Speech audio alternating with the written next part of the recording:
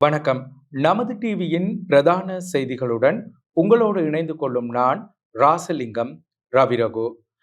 உள்ளூராட்சி மன்ற தேர்தல் நாளைய தினம் நடைபெற இருக்கின்றது. இதற்கான அனைத்து ஏற்பாடுகளும் நிறைவு செய்யப்பட்டு அனைத்து வாக்குச்சாவடிகளும் நிறுவப்பட்டிருப்பதாக தேசிய தேர்தல்கள் ஆணைக்குழு அறிவித்திருக்கின்றது. உள்ளூராட்சி மன்ற தேர்தல் தொடர்பான நமது டிவியின் விசேட பார்வை நாளைய தினம் நேரலையாக எமது யூடியூப் தளத்தில் ஒளிபரப்பு செய்யப்பட இருக்கின்றது. ஆகவே நமது டிவி யூடியூப் தளத்தினை சப்ஸ்கிரைப் செய்யாதவர்கள் உடனடியாக தற்போதே சப்ஸ்கிரைப் செய்து கொள்ளுங்கள். அத்துடன் நாளைய தினம் நாட்டின் சிரேஷ்ட ஊடகவியலாளர்களான ஐயாதுரை கஜமுகன் மற்றும் உமா சந்திர பிரகாஷ் ஆகியோரின் விசேட நேர்காணலும் நமது டிவி யூடியூப் தளத்தில் ஒளிபரப்பாக இருக்கின்றது. ஆகவே நமது டிவி யூடியூப் தளத்தினை சப்ஸ்கிரைப் செய்து கொள்ளுங்கள். இன்றைய பிரதான செய்திகளுக்கு செல்லும் முன்னதாக தலைப்புச் செய்திகள்.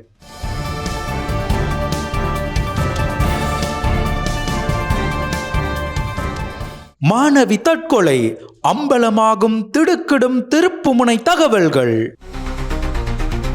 உள்ளூராட்சி மன்ற தேர்தல் நாளை, விசேட பாதுகாப்பு வலயத்திற்குள் வாக்களிப்பு நிலையங்கள். விடுதலை புலிகளிடமிருந்து மீட்கப்பட்ட தங்கம் தொடர்பில் நீதிமன்றத்திற்கு அறிக்கை. தங்கத்தை முஸ்லிம் மக்களுக்கு வழங்க வேண்டும் என உலமா கட்சி கோரிக்கை. ஜனாதிபதி அனுரவுக்கு வியட்நாம் ஜனாதிபதியால் அமோக வரவேற்பு.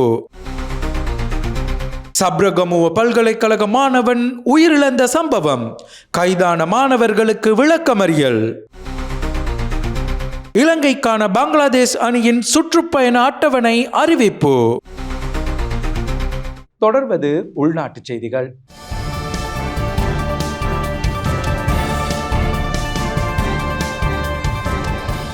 கொழும்பில் மாணவி தற்கொலை, திடுக்கிடும் பல அதிர்ச்சி தகவல்கள், வலுக்கும் கண்டனங்களால் பாடசாலை சமூகம் அழுத்தத்தில். கொழும்பில் உள்ள பிரபல பாடசாலை ஒன்றில் கல்வி கற்ற மாணவி ஒருவர் விபரீத முடிவெடுத்து உயிரை மாய்த்து கொண்டமை பாரிய பேசு பொருளாகி உள்ளது. மாணவி கல்வி கற்ற பாடசாலை தொடர்பில் ஏற்கனவே பல குற்றச்சாட்டுகள் பதிவாகியுள்ளன.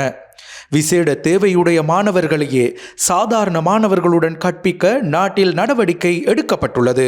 எனினும் மருத்துவ தேவை காணப்பட்ட மாணவியை உரிய முறையில் வழிநடத்த குறித்த பாடசாலை சமூகம் முன்வரவில்லை என்பது யதார்த்தமான உண்மை. மாணவி உளவியல் ரீதியில் பாதிக்கப்பட்டுள்ளதாக தெரிவித்துள்ள பாடசாலை சமூகம் அந்த மாணவியை உரிய முறையில் வழிநடத்த தவறியுள்ளது. இந்த விடயம் தொடர்பில் கல்வியலாளர்கள் மத்தியிலும் பொதுமக்களிடமும் பாரிய கண்டனங்கள் வலுப்பெற்றுள்ளன. இந்நிலையில் ஆசிரியர் மீது எவ்வித தவறும் இல்லை என்றால் அவர் கைது செய்யப்பட்டு விளக்கமறியலில் வைக்கப்பட்டிருக்க வேண்டிய தேவையில்லை. சந்தேகத்தின் அடிப்படையில் கைது செய்யப்படும் ஒருவர் நியாயமான காரணங்கள் இன்றி விளக்கமறியலில் வைக்க முடியாது என்பது யாவரும் அறிந்ததே. இந்த பின்புலத்தில் உயிரிழந்த மாணவி தரப்பில் மாத்திரம் பாடசாலை சமூகம் குற்றச்சாட்டுக்களை முன்வைப்பது ஏற்புடையதல்ல. சமூகத்தை கட்டமைப்பதில் பாடசாலைகளுக்கு பாரிய பொறுப்புள்ளது. இவ்வாறான நிலையில் தற்போது எழுந்துள்ள சர்ச்சை குறித்து பாடசாலை சமூகம் இலகுவில் தட்டி கழிக்க முடியாது. மாணவியின் தாய் கொழும்பில் நடந்த ஊடகவியலாளர் சந்திப்பில் தனது குமுறல்களை இவ்வாறு பதிவு செய்துள்ளார். அன்சிகாவின் அம்மா, மகள் இன்னைக்கு உயிரோடு இல்லை. அவளுக்கு ஒரு நியாயம் இந்த உலகத்தில் அவளுக்கு கிடைக்கல. அவள் இந்த சமூகத்தை வெறுத்து தான் அவள் இந்த முடிவுக்கு வந்தா. அவளுக்கு தனக்கு நடந்த அநியாயத்துக்கு ஒரு நியாயம் கிடைக்கலன்ட்டு எங்களையே அவள் வெறுத்தா, அம்மா அப்பாவையே வெறுத்தா. கனவுகளோடு இருந்த ஸ்கூல்ல தனக்கு படிக்க கிடைக்கல, தன்னை பாடசாலையில இருந்து மாத்தினதுக்கு அவ ரொம்ப வருத்தப்பட்டா. தனக்கு இந்த நிலைமை நடக்கிறதுக்கு காரணமானவங்களுக்கு இந்த தண்டனையும் கிடைக்கலன்ட்டு அவ அதுல ரொம்ப கவலையா இருந்தா. தனக்கு இந்த கொடுமையை செய்தவரை விட அவ போற இடமெல்லாம் இதையே சொல்லி சொல்லி அவளை இந்த சமூகத்துல இருந்து வெறுக்கிற நிலைமைக்கு ஆக்கிட்டாங்க. அதால பாடசாலைக்கு தன்னை புதிய பாடசாலைக்கு போக மாட்டேன்னு சொல்லுவா. ஆனா நமக்காக யாருமே பேசல, என் பிள்ளைக்காக யாருமே பேசல. அவட்ட இந்த மரணம் இன்னொரு பிள்ளைக்கு இந்த மாதிரி எதுவுமே நடக்கக்கூடாது. ஏன்னா அவன் என்கிட்ட சொன்னது அதுதான். அம்மா எனக்கு நடந்தது இன்னொரு பிள்ளைக்கு நடக்கக்கூடாது. அதே தான் எனக்கு அவ சொன்னா. ஆரம்பத்துல இருந்தே அதைத்தான் சொன்னா. மாணவி ஆம்சிகாவுக்கு நீதி கிடைக்கும் வரை நமது பார்வையும் தொடரும். உள்ளூராட்சி மன்ற தேர்தலுக்கான அனைத்து நடவடிக்கைகளும் தற்போது நிறைவடைந்திருக்கின்றன. நாளைய தினம் காலை 7 மணிக்கு தேர்தலுக்கான வாக்களிப்பு ஆரம்பமாக இருக்கின்றது. அதனையொட்டி இன்றைய தினம் நாடளாவிய ரீதியில் வாக்குச்சாவடிகள் நிறுவப்பட்டதுடன் அதற்கான வாக்குப்பெட்டிகளும் பாதுகாப்பு தரப்பினரின் ஒத்துழைப்புடன் கொண்டு செல்லப்பட்டன. அது தொடர்பான காட்சிகளுடன் இணைந்து கொள்வோம். நாளைய தினம் நடைபெறவுள்ள உள்ளூர் அதிகார சபைகளுக்கான தேர்தல் செயற்பாடுகள் இன்றைய தினம் யாழ்ப்பாணம் மத்திய கல்லூரியில் வைத்து ஆரம்பிக்கப்பட்டிருக்கின்றது. யாழ்ப்பாணம் மாவட்டத்திலே உள்ள 517 வாக்களிப்பு நிலையங்களுக்குமான வாக்குப்பெட்டிகளுக்கான விநியோகம் ஆரம்பிக்கப்பட்டு நடைபெற்றுக் கொண்டிருக்கின்றது. 517 வாக்களிப்பு நிலையங்களுக்கும் 672 வாக்குப்பெட்டிகள் மற்றும் இதர ஆவணங்கள் எடுத்துச் செல்லப்படுகின்ற செயற்பாடு மேற்கொள்ளப்பட்டிருக்கின்றது. இன்று காலை 8:30 மணியிலிருந்து இந்த பணி ஆரம்பிக்கப்பட்டிருக்கின்றது. இந்த பாதுகாப்பு செயற்பாடுகள் வாக்களிப்பு நிலையங்கள் மற்றும் அந்த வட்டார சூழ்நிலைகளிலே பாதுகாப்பு ஏற்பாடுகளை நாங்கள் சிறப்பான முறையிலே மேற்கொண்டிருக்கின்றோம். இன்றைய தினம் கடமைக்கு செல்லுகின்ற சிரேஷ்ட தலைமை தாங்கும் அலுவலர்கள் இன்று பிற்பகல் 2 மணிக்கு ஒத்திகை நிகழ்வை மேற்கொண்டு அங்கு வாக்களிப்புக்கான முன்னாயத்த ஏற்பாடுகளை மேற்கொள்வார்கள். அதனைத் தொடர்ந்து நாளை காலை 7 மணிக்கு வாக்களிப்பு செயற்பாடுகள் ஆரம்பிக்கப்பட்டு பிற்பகல் 4 மணிக்கு வாக்களிப்பு நிலையத்திலே வரிசையிலே நிற்பவர்களுக்கு வாக்குச்சீட்டுகள் வழங்கப்பட்டு அந்த வாக்களிப்பு நிறைவடும். அதனைத் தொடர்ந்து 243 வட்டாரங்களிலே இந்த வாக்காளர் செயற்பாடுகள் மேற்கொள்ளப்பட இருக்கின்றது. அதற்குரிய அனைத்து ஏற்பாடுகளும் பூர்த்தியாக இருக்கின்றது. அதன் பின்னர் அந்த பெறுபவர்கள் அங்கு வெளியிடப்பட்டதன் பின்னர் அங்கே எங்களுடைய மாவட்ட செயலகத்திலே மாவட்ட தெரிவத்தாட்சி அலுவலக அலுவலகத்திலே அவர்கள் பெறுபவர்களை ஒப்படைத்த பின்னர் ஏனைய விகிதாசார அடிப்படையிலே தெரிவு செய்யப்படுகின்ற பிரதிநிதிகளுடைய விவரங்கள் எண்ணிக்கைகள் தொகுக்கப்பட்டு அங்கே அந்த பெறுபவற்ற நிலைமைகள் ஒவ்வொரு வட்டார ரீதியாகவும் அல்லது ஒவ்வொரு சபைகள் ரீதியாகவும் வெளியிடப்படும்.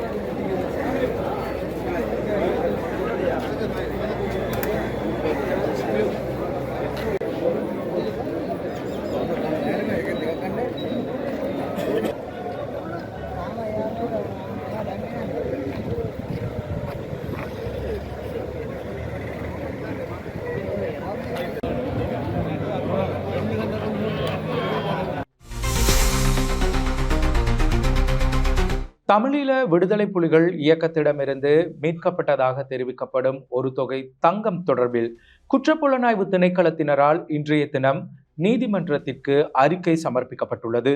இறுதிக்கட்ட யுத்தத்தின் போது மீட்கப்பட்ட தங்கம் தொடர்பில் குற்றப்புலனாய்வு பிரிவினர் விசாரணைகளை ஆரம்பித்துள்ளனர். சுமார் 10,000 தங்க நகைகள் தொடர்பில் விசாரணைகள் ஆரம்பிக்கப்பட்டுள்ளதாக கொழும்பு பிரதம நீதவான் தனுஜா லக்மாலியிடம் இன்று அறிவிக்கப்பட்டுள்ளது.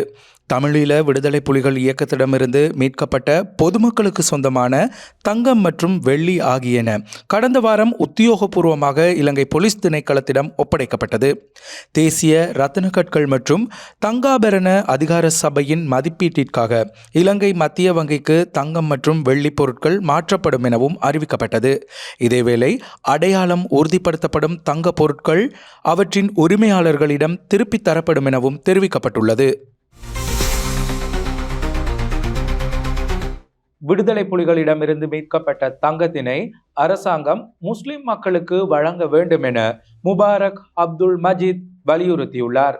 வடக்கு முஸ்லிம்களிடமிருந்து புலிகளால் பறிக்கப்பட்ட தங்க நகைகளே தற்போது அரசிடம் காணப்படுவதாக உலமா கட்சி தலைவரும் ஐக்கிய காங்கிரஸ் ஸ்தாபக தலைவருமான முபாரக் அப்துல் மஜீத் தெரிவித்துள்ளார். இதனால் அந்த நகைகளை அரசு முஸ்லிம்களுக்கு வழங்க வேண்டும் என அவர் கோரிக்கை விடுத்துள்ளார். இந்த விடயம் தொடர்பில் உலமா கட்சி தலைவரும் ஐக்கிய காங்கிரஸ் ஸ்தாபக தலைவருமான முபாரக் அப்துல் மஜீத் ஜனாதிபதிக்கு அனுப்பி வைத்துள்ள கடிதத்திலேயே மேற்படி கோரிக்கை விடுக்கப்பட்டுள்ளது. 1990ஆம் ஆண்டு வடக்கில் தமிழ் மக்களுடன் இரண்டர கலந்து வாழ்ந்த முஸ்லிம்களை இன ரீதியாக பிரித்து விடுதலை புலிகள் அம்மக்களின் அனைத்து சொத்துக்களையும் ஆயுத முனையில் பறிமுதல் செய்து வெளியேற்றியதாக அந்த அறிக்கையில் குறிப்பிடப்பட்டுள்ளது. இதன்போது வடமாகாண முஸ்லிம்களின் ஒட்டுமொத்த உடைமைகளையும் பறித்தெடுத்து உடுத்திய உடுப்புடன் வெளியேற்றப்பட்ட போது பெண்கள் அணிந்திருந்த தங்க ஆபரணங்களையும் கைகளில் மறைத்து கொண்டு வருவதற்கு இருந்த நகைகளையும் குறிப்பாக சிறுமிகளின் காதுகளிலும் கழுத்துக்களிலும் இருந்த நகைகளை கூட கலற்றி எடுத்து துரத்தியதாகவும் முபாரக் அப்துல் மஜீத் கூறியுள்ளார். இவ்வாறான நிலையில் பெருமளவில் இழந்த முஸ்லிம்களின் நகைகளை அரசு நியாயமான முறையில் ஆய்வு செய்து முஸ்லிம்களுக்குரிய நகைகளை மதிப்பீடு செய்து அவர்களிடம் இதற்கான சத்திய பிரமாண கடிதம் பெறப்பட்டு வழங்க வேண்டும் என அவர் கோரிக்கை விடுத்துள்ளார். வியட்நாமுக்கு உத்தியோகபூர்வ விஜயம் மேற்கொண்டு சென்றிருக்கக்கூடிய ஜனாதிபதி அனுரகுமார திசாநாயக்கவுக்கு வியட்நாம் ஜனாதிபதியால் அமோக வரவேற்பு அளிக்கப்பட்டுள்ளது. வியட்நாமுக்கு அரச விஜயம் மேற்கொண்டுள்ள ஜனாதிபதி அனுரகுமார திசாநாயக்கவுக்கு வியட்நாம் ஜனாதிபதி லுவாங் குவாங்கினால் இன்று அமோக வரவேற்பு அளிக்கப்பட்டது. வியட்நாம் ஜனாதிபதி மாளிகைக்கு இன்று முற்பகல் சென்ற ஜனாதிபதி அனுரகுமார திசாநாயக்க முப்படைகளின் மரியாதையுடன் வரவேற்கப்பட்டதுடன் முப்படைகளின் அணிவகுப்பையும் பார்வையிட்டார். வரவேற்பு நிகழ்வில் இரு தலைவர்களும் இலங்கை மற்றும் வியட்நாமின் தேசிய கீதங்களுக்கு மரியாதை செலுத்தினர். அதனைத் தொடர்ந்து இலங்கைக்கும் வியட்நாமுக்கும் இடையிலான இருதரப்பு பேச்சுவார்த்தைகள் ஆரம்பிக்கப்பட்டன. இந்த சந்திப்பில் இரு நாடுகளுக்கும் இடையிலான முன்னேற்ற மீளாய்வு எதிர்கால ஒத்துழைப்புகள் குறித்து கலந்துரையாடப்பட்டதுடன் பல புரிந்துணர்வு ஒப்பந்தங்களும் கைச்சாத்திடப்பட்டன. இந்த பயணத்தின் மூலம் அரசியல் தன்னம்பிக்கை மேம்படுத்துவதோடு இரு நாடுகளுக்கும் இடையே பல்வேறு துறைகளில் நடைமுறை மற்றும் செயற்திறன் மிக்க ஒத்துழைப்பை மேலும் ஊக்குவிக்கவும் எதிர்பார்க்கப்படுகிறது. 1970ஆம் ஆண்டு ராஜதந்திர உறவுகளை ஏற்படுத்தியதிலிருந்து வியட்நாமும் இலங்கையும் வலுவான மற்றும் தொடர்ச்சியான உறவுகளை பேணி வருகின்றன. இலங்கை மற்றும் வியட்நாமின் வருடாந்த இருதரப்பு வர்த்தகம் முக்கியமாக ஏற்றுமதிகள் சுமார் 200 மில்லியன் அமெரிக்க டாலர்கள் வரை எட்டியுள்ளது. எதிர்வரும் வருடங்களில் இருதரப்பு வர்த்தகத்தை 1 பில்லியன் அமெரிக்க டாலர்கள் வரை அதிகரிப்பதை இரு தரப்பினரும் இலக்காக கொண்டுள்ளனர். இந்த ஆண்டு வியட்நாமும் இலங்கையும் ராஜதந்திர உறவுகளின் 55வது ஆண்டை கொண்டாடும் வேளையில் பரஸ்பர நம்பிக்கை மற்றும் பகிரப்பட்ட அபிவிருத்தி இலக்குகளை பயன்படுத்தி உறவுகளை மேலும் வலுப்படுத்த இரு நாடுகளும் தயாராக உள்ளன. ஜனாதிபதி அனுரகுமார திசாநாயக்கவின் விஜயம் வியட்நாமுடனான பாரம்பரிய நட்புறவுக்கான இலங்கையின் வலுவான அர்ப்பணிப்பை வலியுறுத்துவதோடு டிஜிட்டல் பரிமாற்றம், டிஜிட்டல் பொருளாதாரம், வலுசக்தி மாற்றம், செயற்கை நுண்ணறிவு மற்றும் பாரம்பரிய துறைகளில் ஒத்துழைப்பை விரிவுபடுத்துவதற்கும் புதிய ஈடுபாட்டு வழிகளை திறப்பதற்கும் பகிரப்பட்ட உறுதியை இது பிரதிபலிக்கிறது. பிரதமர் ஹரிணி அமரசூரியவினால் தேர்தல் சட்டங்களை மீறும் வகையில் விடுக்கப்பட்ட அறிவிப்பு தொடர்பில் உரிய விசாரணைகள் மேற்கொள்ளப்பட வேண்டும் என பெப்ரல் அமைப்பு தேசிய தேர்தல்கள் ஆணைக்குழுவிடம் கோரிக்கை விடுத்துள்ளது. உள்ளூராட்சி மன்ற தேர்தலில் அமைதி காலத்தில் பிரசாரத்தை எவ்வாறு மேற்கொள்வது என்பது குறித்து கட்சி ஆதரவாளர்களுக்கு வழிகாட்டும் பிரதமர் ஹரிணி அமரசூரியவினால் வழங்கப்பட்ட அறிவிப்பு தொடர்பில் தேசிய தேர்தல்கள் ஆணைக்குழுவிடம் சுதந்திரமானதும் நீதியானதுமான தேர்தல் கண்காணிப்பு அமைப்பான பெப்ரல் கோரிக்கை முன்வைத்துள்ளது.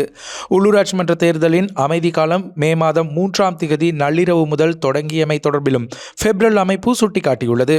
எனினும் சனிக்கிழமை மொரட்டுவையில் நடந்த ஒரு அரசியல் பேரணியின் போது அமைதி காலம் தொடங்குவதற்கு சில மணி நேரங்களுக்கு முன்பு பிரதமர் ஹரிணி அமரசூரிய தேசிய மக்கள் சக்தி கட்சி ஆதரவாளர்களிடம் நுட்பமான வழிகளில் பிரச்சாரத்தை மேற்கொள்ளலாம் என்று கூறியதாக ஃபெப்ரல் அமைப்பு வெளிப்படுத்தியுள்ளது. இன்னும் 4 மணி நேரத்தில் நாங்கள் அமைதியான காலத்திற்குள் நுழைகின்றோம். ஆனால் நீங்கள் அமைதியாக இருக்க வேண்டிய அவசியமில்லை. நீங்கள் சாலைகளில் நடக்கும் போதும் தொலைபேசி அழைப்புகளை மேற்கொள்ளலாம் மற்றும் சில வார்த்தைகளை உரக்கச் சொல்லலாம். நீங்கள் இதை செய்யலாம் என்று பிரதமர் கூறினார் என தேர்தல்கள் ஆணைக்குழுவுக்கு அறிவிக்கப்பட்டுள்ளது.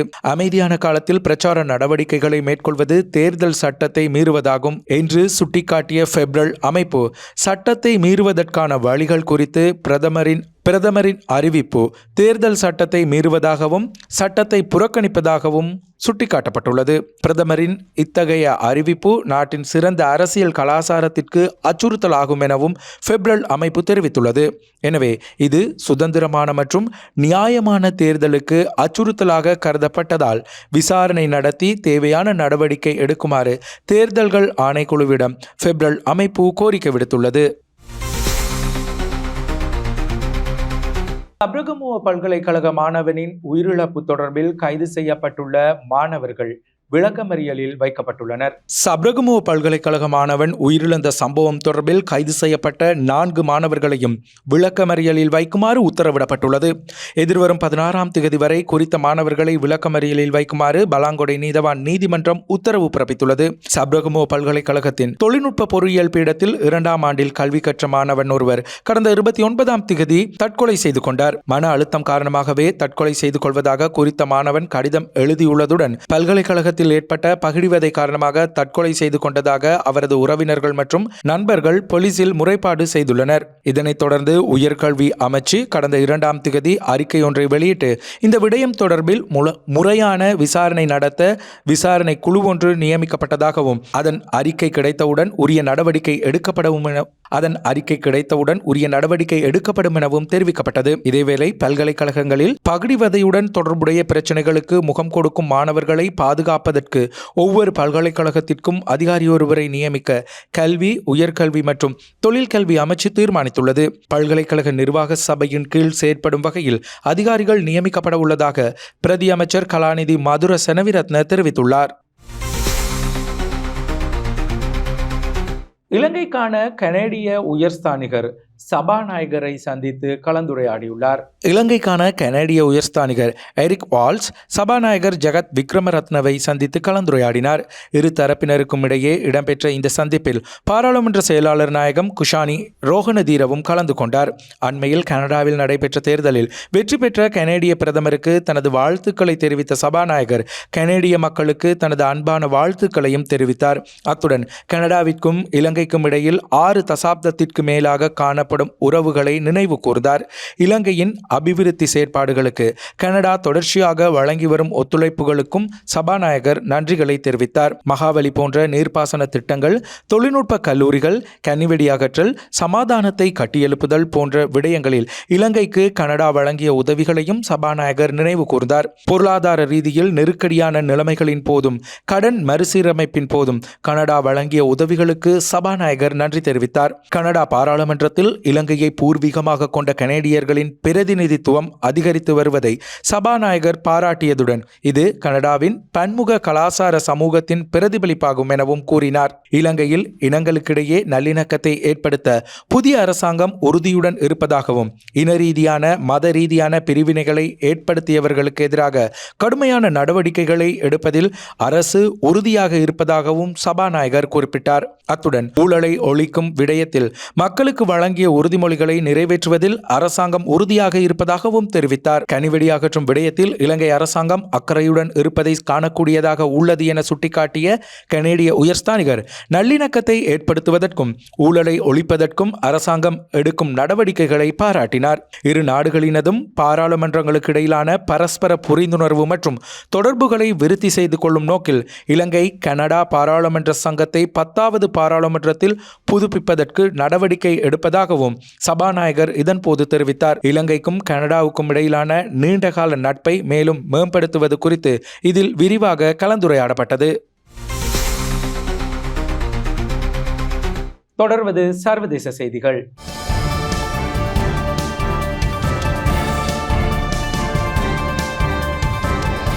பயங்கரவாதத்தை எதிர்த்து போராடுவதற்கு தனது முழு ஆதரவையும் வழங்குவதாக இந்தியாவுக்கு ரஷ்ய ஜனாதிபதி புட்டின் தெரிவித்துள்ளார்.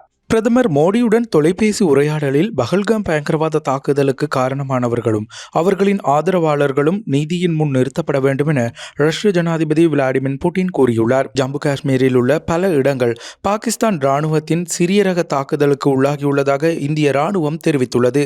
இதேவேளை இந்து பசிபிக் பகுதியில் சீனாவின் இராணுவ நிலைப்பாட்டை அடுத்து பயங்கரவாதத்தின் கொடுமை மற்றும் இருதரப்பு பாதுகாப்பு உறவுகளை விரிவுபடுத்துவதற்கான வழிகள் குறித்து விரிவான பேச்சுவார்த்தைகளுக்கு பாதுகாப்பு அமைச்சர் ராஜ்நாத் சிங் ஜப்பானிய இராணுவ தலைவர் ஜெனரல் நகதானியை சந்தித்து கலந்துரையாடியுள்ளார். பஹல்காம் தாக்குதலை தொடர்ந்து பாகிஸ்தானுடனான பதட்டங்கள் அதிகரித்துள்ள நிலையில் இந்தியாவிற்கு வருகை தந்த ஜெனரல் நகதானி பயங்கரவாத தாக்குதலை கண்டித்து பயங்கரவாதத்திற்கு எதிரான போராட்டத்தில் இந்தியாவுடன் ஒற்றுமையை வெளிப்படுத்தியுள்ளார். தொடர்வது விளையாட்டுச் செய்தி.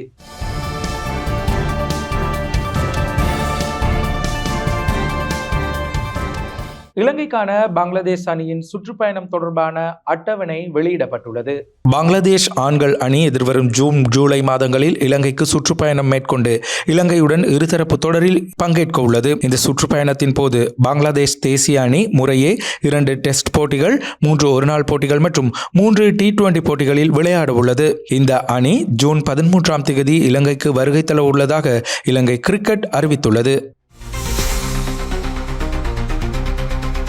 இத்துடன் நமது டிவியின் இன்றைய தினத்துக்கான அனைத்து பிரதான செய்திகளும் நிறைவடைகின்றன.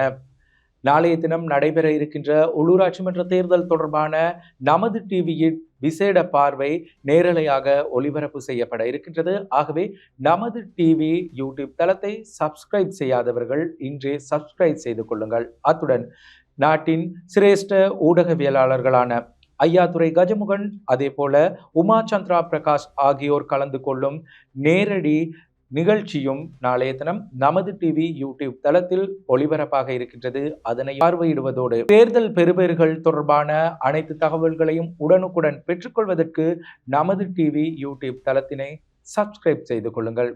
வணக்கம்.